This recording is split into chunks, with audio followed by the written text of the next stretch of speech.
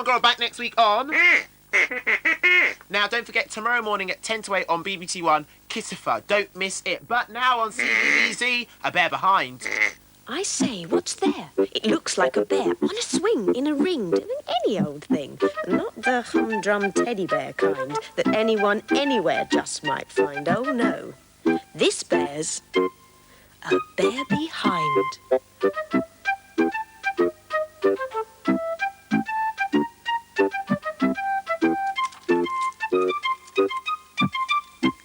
Soap lives in water and is hard to catch, slipping through your fingers, especially in the bath. It hasn't a handle to hold and can't be fastened with string. It hasn't a zip to close or a cardboard box to go in. It doesn't answer a whistle or come for milk or a biscuit. It won't go into a kennel or curl up and sleep in a basket. Soap is a square, slippery fish. I wish it would stay in its place and not always vanish while I'm washing my face.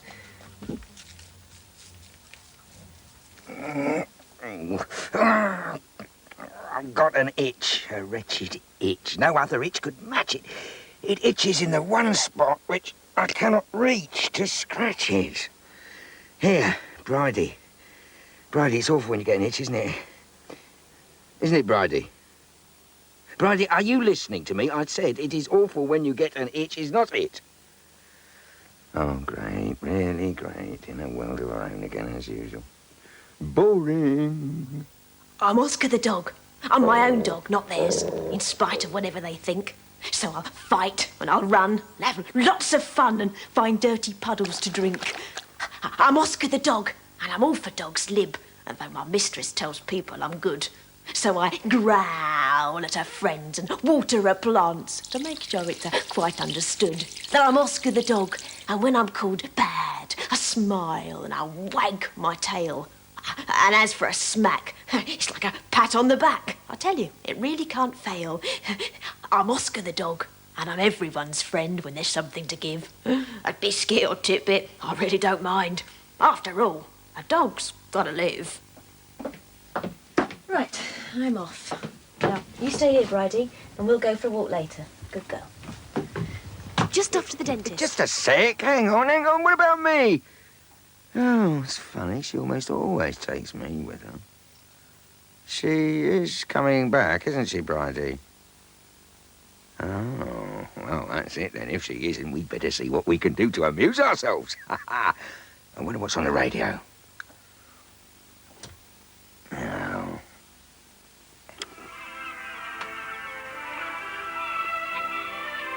Oh, it's rubbish. I can't think of anything more boring than being alone on a desert island. Rabbit. I want some music.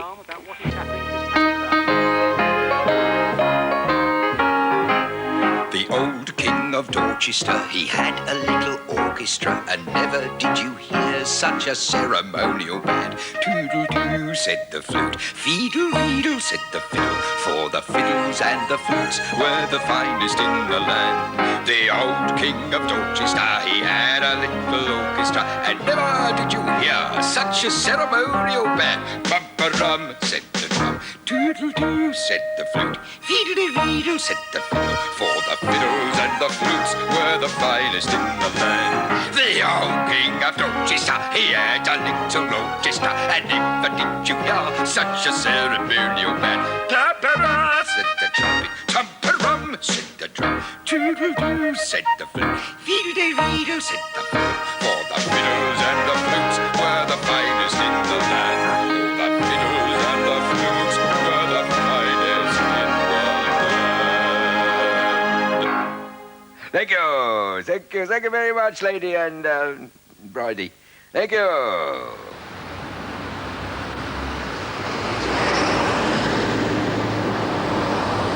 Bridey, I'm getting very hungry. You got any ideas? Yeah, well, thanks for your help. Well, I'm going to go and see what's in the fridge.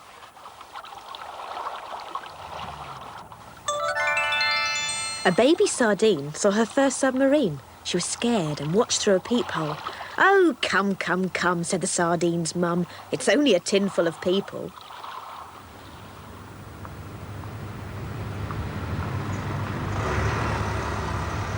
I'm an ace cook, you know, Bridey. Oh, yes, ace I am.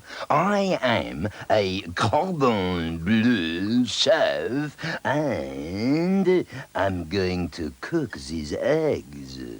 Eggs, you're excellent, exquisite. I exalt you, hot or cold. I salute you in a salad. I commend you in a mold. You are scrumptious, lightly scrambled, fully fascinating fried, incandescent over easy, dazzling on your sunny side. Eggs, your nectar in an omelette, in soufflés, a savory dream. Baked or boiled, you are bewitching in a quiche. You reign supreme. Your magic on a muffin, gold ambrosia on a bun. You are princely, poached precisely when your yellow starts to run. Brilliant. Oh.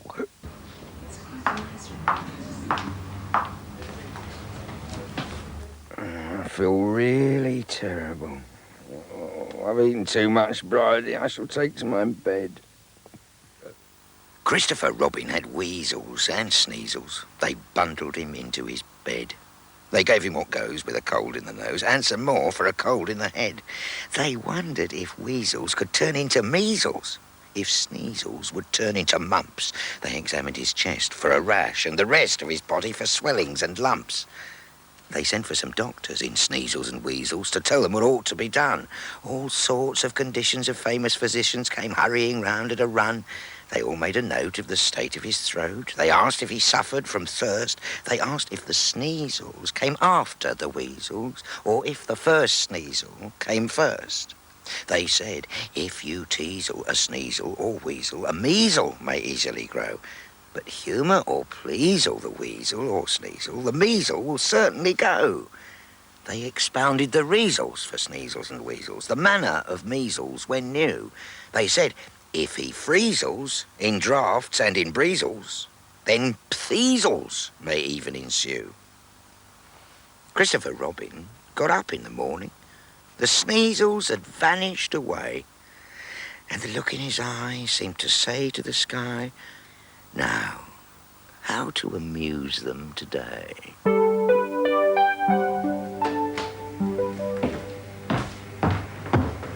Hello, Lindsay. Oh, I wish I'd looked after me teeth and spotted the perils beneath. All the toffees I chewed and the sweet sticky food. Oh, I wish I'd looked after me teeth. I wish I'd been that much more willing when I'd more tooth there than filling to pass up gobstoppers for respect to me choppers and to buy something else with me shilling. Oh, my mother, she told me no end. If you've got a tooth, you've got a friend. I was young then and careless. My toothbrush was hairless. I never had much time to spend. Oh, I showed them the toothpaste all right. I flashed it about late at night. But up and down brushing and poking and fussing didn't seem worth the time. I could bite. If I'd known I was paving the way to cavities, caps and decay, the murder of fillings, injections and drillings, I'd have thrown all me sherbet away. So I lay in the old dentist's chair and I gaze up his nose in despair. And his drillet do whine and his molars are mine. 2 amalgam. He'll say. Put in there. How I laughed at my mother's false teeth as they foamed in the waters beneath. But now comes the reckoning. It's me they are beckoning. Oh, I wished I'd looked after me teeth. Good girl. Nothing for me to do.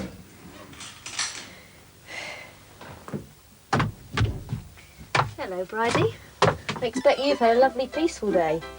Come on, let's all go out for a walk.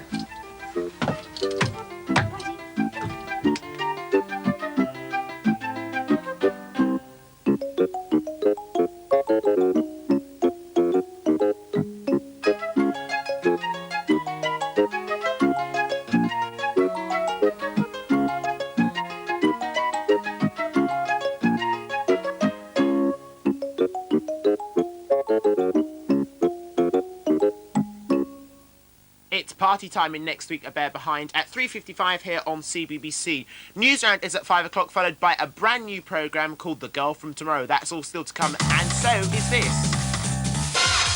Hollywood. The glitter and the glamour have gone. Fear stalks the film sets. They need our help. Our 2 top-scoring teams from this series are back. They're ready for one last assignment, and here they are. the final of I Spy after Rude Dog and the Dweeb. Yo, dudes, get real. That's what they normally say at the end, you see, just in case, but we didn't want to see that. But anyway, now, thank you very much for all your postcards you've been sending in. If you remember, some time ago, I got that postcard from Thaxted, which was sent by Paul. Top idea, so there we are. I said, send me all your unusual postcards. So look, here's one of the postcards that I got, and here's some music, and you can have a look at a whole load.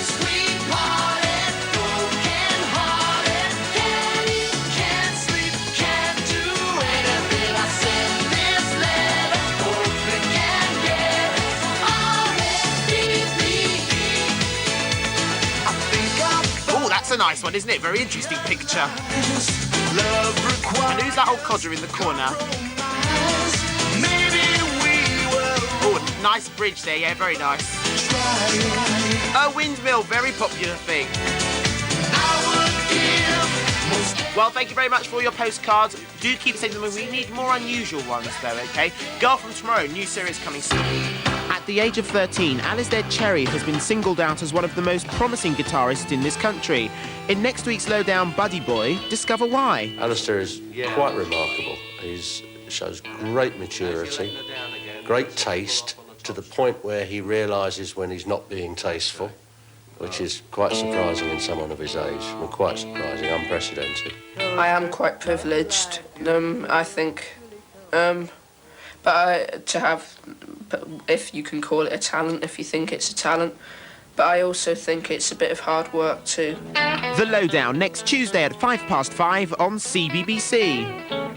And it's a top show, I have to say. Now, Alana is a girl from the year 3000, but she's been trapped in 1990. How will it fare? Find out at 5:10 before The Girl from Tomorrow is News Round, and before News Round is the final of I Spy.